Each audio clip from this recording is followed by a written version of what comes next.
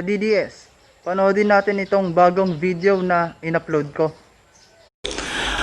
Let me predicate what I'm going to say and present by saying that while the mandate of the Department of Transportation and Kagawaran ng Transportasyon is to provide transportation, mobility, and convenience amongst its population, it is now also vested with the responsibility that the Department of Transportation must help in preventing the spread of the coronavirus.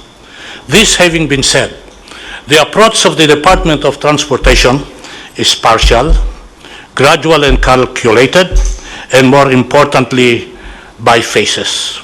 Kaya nga ba't kung ang tatanungin, ano yung gagawin ng Department of Transportation in transitioning from MECQ to GCQ? Allow me to state and addressing immediately the query of the Mayor in saying ano mangyayari sa mga paliparan sa mga airport. Ganito po yung polisiya na gusto naming mangyari sa paliparan at airport. Una po, ngayon ho concentrated yung international landing and takeoff doon po sa NAIA 1, Terminal 1, 2, 3, and 4. Ang gagawin po namin once we transition from MECQ to GCQ is to expand the international aviation gateways to include Clark, Cebu, and Davao. Mahalaga hong sasabihin namin na as we expand the international gateways, aviation gateways, kaakibat ho nito yung plano namin magtayo ng mga test laboratories. Meron na hong matatapos na laboratory testing sa Clark, meron na hong matatapos sa Cebu. Ito po, pag nagawa ito, mahalaga ho ito. Kasi kung darating ho yung mga pasahero from international sa mga primary gateways na ito, kailangan ho yung testing facilities nandoon. Kaya nagkakapit bisig ho kami sa Department of Health saka sa Red Cross na kung saan mapadali yung accreditation ng mga laboratories na to. Mahalaga ho na sabihin na while we put up the testing laboratories, there are already accredited hospitals which can do the testing in Clark and in Cebu. Kaya nga ho, kung wala pa yung accreditation ng Red Cross or ng DOH, pwede na hong gamitin yung mga paliparan na to. Hangarin po namin na kung sa pag-umpisa ng transition from MCQ to GCQ, hangarin po namin na every 1 or 2 weeks, dagdagan yung international gateways para mapasama yung Zamboanga, Iloilo, Bacolod, and Bohol. Mahalaga ho ito kasi this is one way of decongesting what is happening right now at NAIA Terminal 1, 2, 3, and 4 and putting it in the provinces and region.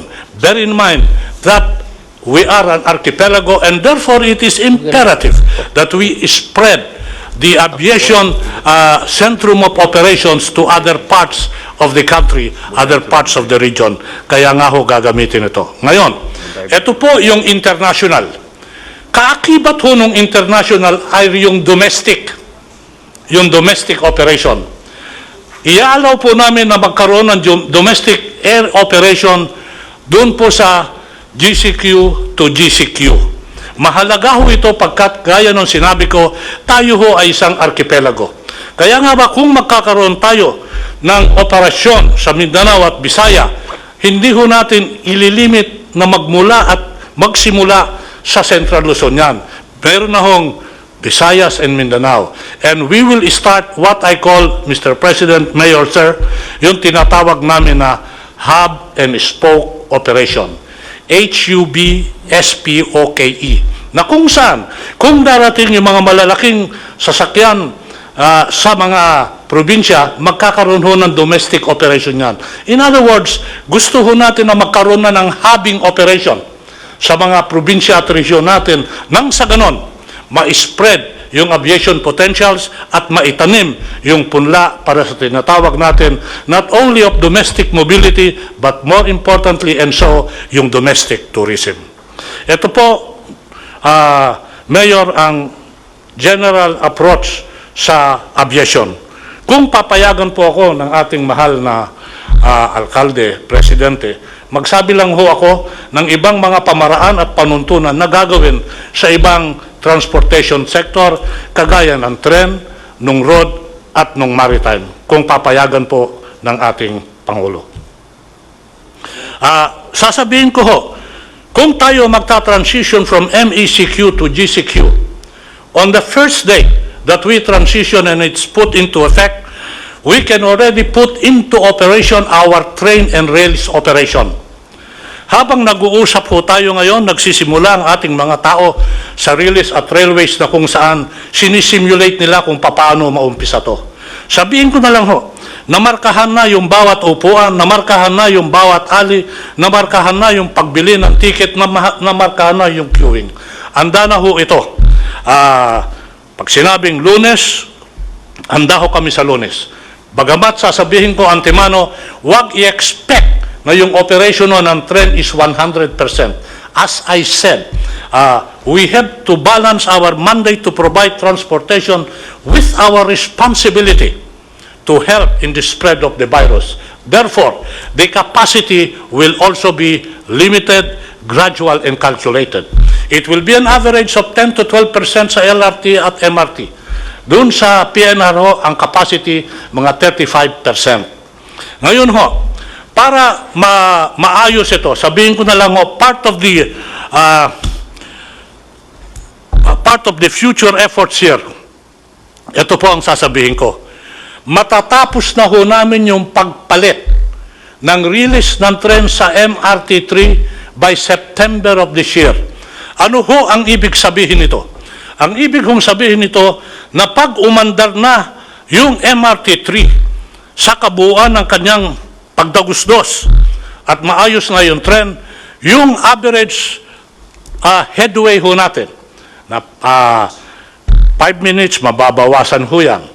Yung kilometers per hour travel time na ngayon 30 kilometers per hour, by December ho, Mr. President, target po namin na yung speed magiging 60 kilometers per hour kasi nabago na yung release ng tren.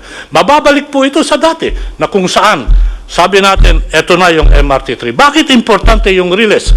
Importante yung release sa katren pagkat kasi ho, Mr. President, massive ho ang pasahero nito kumpara sa modernized jeepney, sa Grab, sa taxi, mas madami ho dito. Kaya concentrated ho kami dyan. Ngayon, to augment, because limited capacity yung takbo ng tren, meron ho kaming tinatawag na bus augmentation system. Yung bus augmentation system, ganito po yon in generic terms. Ikakasa ho namin yung operation ng tren with the bus operation following the same line. Para nang sa ganon, ma-achieve natin more or less yung tinatawag na volume of passengers that move. Ngayon ho, mag-i-introduce ho kami ng bagong pamaraan. Ito hong bus augmentation system ay magkakaroon ng tinatawag na dedicated lane sa EDSA, mid-lane. Ibig sabihin, may tatakbo ho dyan na bus. Sa umpisa ho, kasi sinabi po natin, gradual, calculated, and partial. Ito ho, baka gamitin ho muna namin dyan, Mr. President, mga 300 to 500 buses. Sasamahan ho yan. Pag nagawa ho ito, i-increase po namin yan. Maalala niyo ho yung LRT na nasira ng 3 istasyon na hindi pa mag-ooperate ngayon? Lalagyan ho namin ng bus operation yon para yung 10 stations ng LRT will be put in operation with the combination of rail and bus. Meron hong bus augmentation system, babaguhin ho namin ang EDSA. Sasabihin ko na rin ho, yung gagawin nating landscape sa EDSA. Ultimately, magkakaroon po tayo ng tinatawag na bike lane na kung saan nakikipagkapit-bisik kami sa MMDA at the Department of Public Works para maumpisahan at buhayin ulit yung tinatawag na bicycle lane. Pag ito ho na-prove sa aming eksperimento na kaya, gagawin ho namin yung strukturang permanent. Sabihin ko lang ho na yung bicycle lane will not be limited to EDSA. It will be limited to parts of the country if it works. Ngayon ho, ang component ho ng road sector, kung o-operated mo yung road sector, ano naman ang mag-ooperate sa kalsada? Nasabi ko na ho, yung bus augmentation system. Ma-ooperate ho yung P2P, point to point. wala hong stop yan. Ibig sabihin, itong P2P, sasama sa dedicated lane, sa agos ng dedicated lane. Nandiyan dyan po, yung tinatawag natin na yung Grab sa taxi, pwede hong mag-operate yan. Sabihin ko na lang ho, Mr. President, alam niyo ho ba na uumpisahan natin part of the new normal? Magkakaroon ho tayo ng digitalized operation sa taxi, sa bus, na kung saan merong cashless transaction, again, to help prevent the spread of the disease. Ito na ho yung mga card system. Ginagawa ho at gagawin ho namin sa taxi at sa mga modernized jeepney at sa bus yan.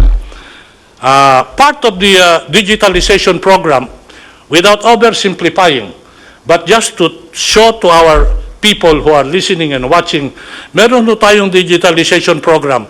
Alam niyo ho ba, yung lisensya ngayon, pupunta ka sa LTO, doon mo kukunin. Ngayon, minsan yung address nila, problema ho yan, hindi totoo. Nagkakaroon ho kami ng online issuance and application. In addition to that, yung mga lisensya at plaka, yung renewal ng plaka at lisensya, hindi ka na ho pupunta. Plano namin sa LTO offices. I-deliver ho yun ng courier. This is one way also of making sure that the addresses dun sa mga na-issue ng lisensya ay totoo. Kasi ang nangyayari ho ngayon, pag nagkakaroon ho tayo ng problema sa kalsada at hahanapin mo yung address, wala ho doon. So meron ho mga programang ganon. Sasabihin ko na rin ho, part of the digitalization na ginawa na namin even before the COVID is the robotics. Meron na po tayong robot sa LTO. Sila ho yung gumagawa ng plaka. So ito ho, mga gagawin natin. Ngayon ho, kung mararapatin, Mr. President, let me say a little bit about maritime. Dalawa ho yung programa na ginagawa for the first time during the term of President Duterte, Mayor Duterte. Una ho, electronic ticketing system. By December, pwede ko nang umpisahan yan because now it's on a test run. Ano ho ibig sabihin nito? May ticket na ho pag sumakay ka ng mga mga maritime vessels. Mawawala ho dyan yung scalping. Mawawala rin ho dyan yung overloading kasi ticketed na. Yung ticketing, online ticketing, gagawin din ho yan sa tren. At ginagawa, of course, yan sa aviation. Gagawin ho sa maritime. So magkakaroon ho tayo ng online ticketing. For the first time, mabubuo ho natin yan by December. Para sa ating mga kababayan, nandito ho yung sinabi kong palamigan ng bayan. With the problem on COVID at yung sitwasyon at lack ng storage ngayon, yung magsasaka, yung mga mangingisda, nasisira ho yung kanilang tanim at pangisda kasi walang storage. Ang ginagawa po namin, Mr. Mayor, Sir, is linunsad ho namin yung palamigan ng bayan.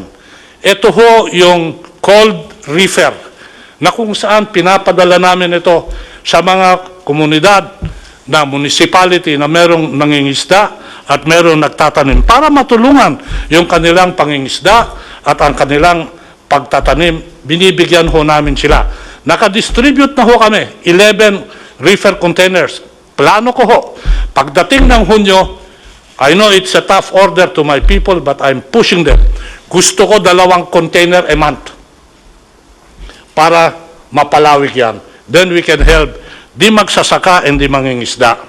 Sabihin ko na rin ho, Mr. President, sa maritime, nakatapos na ho kami at report namin sa IATF kahapon ito, na matapos na kami ng puerto at gusto nilang inauguratein pa. Sabi ko, wala nang inaugurate. Operatein mo na lang. Mahigit 10 na ho yan. Operatein mo na lang. Wala na tayong inauguration.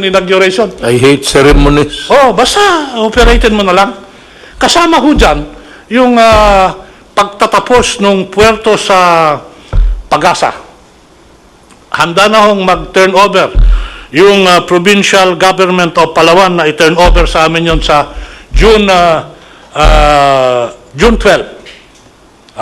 Sabi ko, kung maaari, aksipin ko na lang sa papel yan. Huwag na tayo mag-inaugurate. Umpisahan na lang natin. Maraming salamat po, Mayor.